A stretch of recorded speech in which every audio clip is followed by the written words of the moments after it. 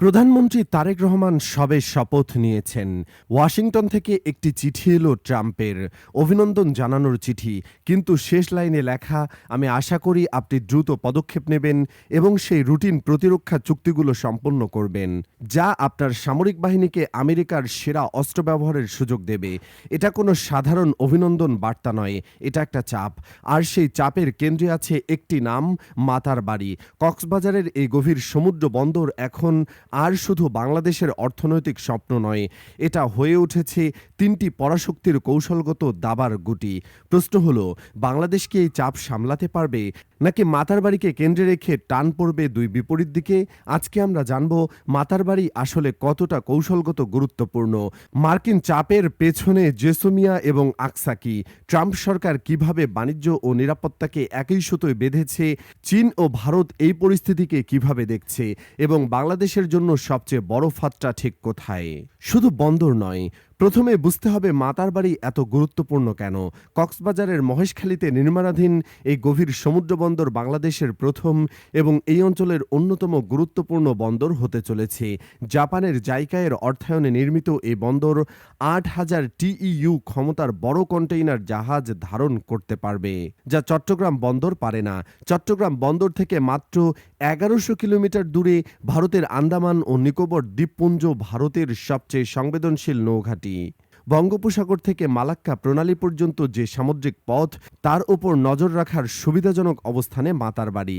এই বন্দর নেপাল, ভুটান, ভারতের উত্তর পূর্বাঞ্চল এবং ভবিষ্যতে চীনের ইউনান প্রদেশের জন্য ট্রানজিট হাব হতে পারে। প্রেসেঞ্জার বিশ্লেষণে বলা হয়েছে, বাংলাদেশ বঙ্গোপসাগরের উত্তর প্রান্তে অবস্থিত। ভারত মহাসাগর থেকে মালাক্কা প্রণালী ও পূর্ব এশিয়া সংযোগকারী মূল পথের পাশে। ধরুন, এই বন্দর থেকে কেউ রাডার চালাতে পারে, গোয়েন্দা তথ্য সংগ্রহ করতে পারে, রণতরীর জ্বালানি ভরাতে পারে, তাহলে বঙ্গোপসাগরের পুরো কৌশলগত সমীকরণ বদলে যায়। এ কারণেই ওয়াশিংটন, বেইজিং এবং দিল্লি তিনজনই মাতারবাড়ির দিকে তাকিয়ে আছে। এখন বুঝতে হবে আমেরিকা ঠিক কি চাইছে। দ্য ডিপ্লোমেটের ২০২৬-এর প্রতিবেদনে বলা হয়েছে, মার্কিন সরকার দুটো প্রতিরক্ষা চুক্তির জন্য চাপ দিচ্ছে।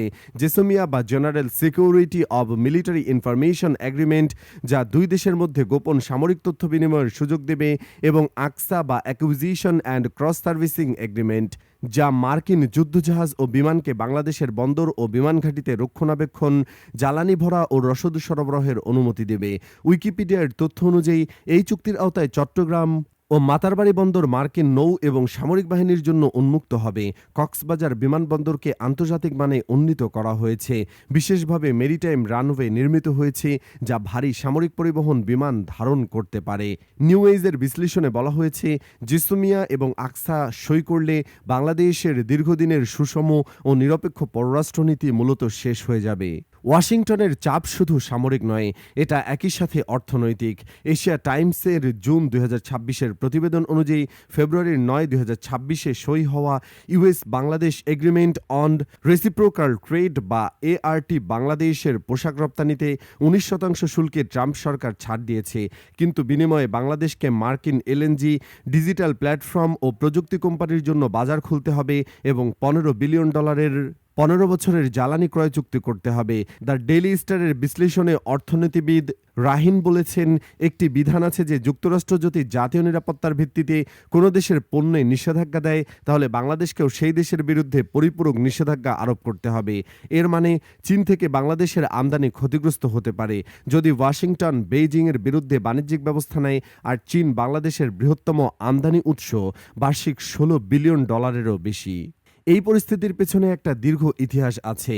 জেমসটাউন ফাউন্ডেশনের বিশ্লেষণ অনুযায়ী চীন মূলত কক্সবাজারের কাছে সোনাদিয়ায় গভীর সমুদ্র বন্দর নির্মাণ করতে চেয়েছিল, কিন্তু ভারত, যুক্তরাষ্ট্র ও জাপানের একসাথে চাপে বাংলাদেশ সেই প্রকল্প বাতিল করে দেয়। তারপর জাপান এগিয়ে এসে মাতারবাড়িতে গভীর সমুদ্র বন্দর নির্মাণের প্রস্তাব দেয়। ৮০% অর্থায়ন সহজ শর্তে। বাংলাদেশ সেটাই গ্রহণ করে। কিন্তু এখন জিওপলিটিক্সের বিশ্লেষণে বলা হচ্ছে, ট্রাম্প প্রশাসনের ২০২৬ সালের আঞ্চলিক সামরিক মোতায়েনের পর্যালোচনায় ফিলিপাইন এবং শ্রীলঙ্কার পাশাপাশি বাংলাদেশও নতুন অ্যাক্সেস চুক্তি নিশ্চিত করার চেষ্টা করছে। অর্থাৎ ইতিহাস আবার ঘুরে এসেছে, শুধু এবার মঞ্চে চীনের বদলে আমেরিকার সামনের সারিতে। এই মার্কিন চাপকে চীন ও ভারত কিভাবে দেখছে?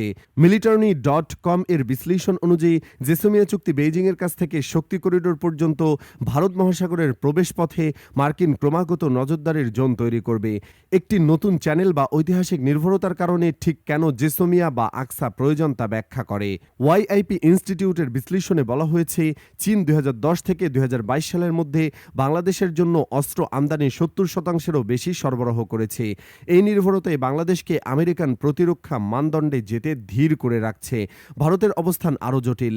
একদিকে ভারত চায় না চীন মাতারবাড়িতে প্রবেশ করুক, কিন্তু অন্যদিকে মার্কিন যুদ্ধজাহাজ যদি মাতারবাড়ি থেকে আন্দামান ও নিকোবরের দিকে নজর রাখে, সেটাও দিল্লির জন্য পুরোপুরি স্বাচ্ছন্দ্যজনক নয়। ফেয়ারের বিশ্লেষণ মনে করিয়ে দিচ্ছে, মাতারবাড়ি বন্দর আন্দামান ও নিকোবর দ্বীপপুঞ্জ থেকে মাত্র 1100 কিলোমিটার দূরে, যে দূরত্ব সামরিক দৃষ্টিকোণ থেকে অত্যন্ত সংবেদনশীল।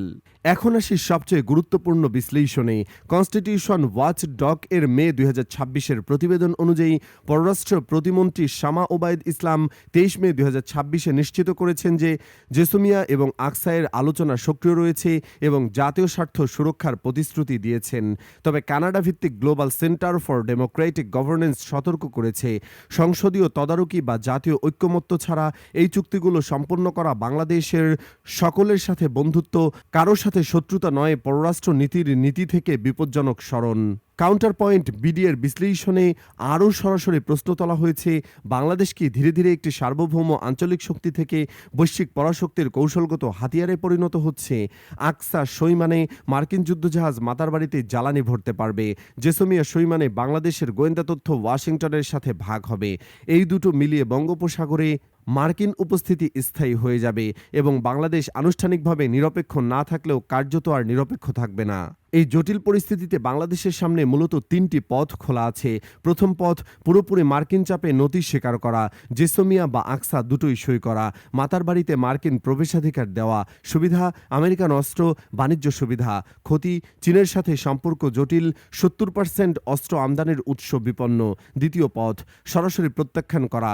বাংলাদেশ শেখ হাসিনা আমলে বারবার এটাই করেছে, কিন্তু এখন বাণিজ্য চুক্তির শর্ত ইতিমধ্যেই সই হয়েছে, সম্পূর্ণ না বলার সুযোগ কমে গেছে। তৃতীয় পথ, কৌশলগত বিলম্ব ও আংশিক সম্মতি। এটাই এখন বাংলাদেশ করছে, আলোচনা চালিয়ে যাওয়া কিন্তু চূড়ান্ত সিদ্ধান্ত ঝুলিয়ে রাখা। সুবিধা চাপ কমে, ক্ষতি দীর্ঘমেয়াদে কোনো পক্ষই সন্তুষ্ট হয় না। মাতারবাড়ি এখন আর শুধু একটা বন্দর নয়, এটা বাংলাদেশের ভবিষ্যৎ পররাষ্ট্রনীতির পরীক্ষাক্ষেত্র। ট্রাম্পের চিঠি একটা বার্তা দিয়ে গেছে, আমেরিকা বাংলাদেশকে পার্শ্বচরিত্র হিসেবে নয়, একটি মূল কৌশলগত সম্পদ হিসেবে দেখছে। এটা কিছুটা সম্মানের কিন্তু বিশাল ঝুঁকিরও। একসময় বাংলাদেশ সোনাদিয়া বাতিল করে মাতারবাড়িকে বেছে নিয়ে চীনকে ঠেকিয়েছিল। এখন প্রশ্ন হলো, মাতারবাড়িকে কেন্দ্র করে আমেরিকা যদি স্থায়ী উপস্থিতি চায়, সেটা ঠেকানোর কূটনৈতিক সক্ষমতা কি বাংলাদেশের আছে? বঙ্গোপসাগরের এই খেলায় সবচেয়ে বড় সত্য হলো, ছোট দেশ হওয়ার অর্থ হলো সবসময় অন্যের চাপে থাকা, কিন্তু দক্ষ কূটনীতি মানে সেই চাপকে সুবিধায় পরিণত করা।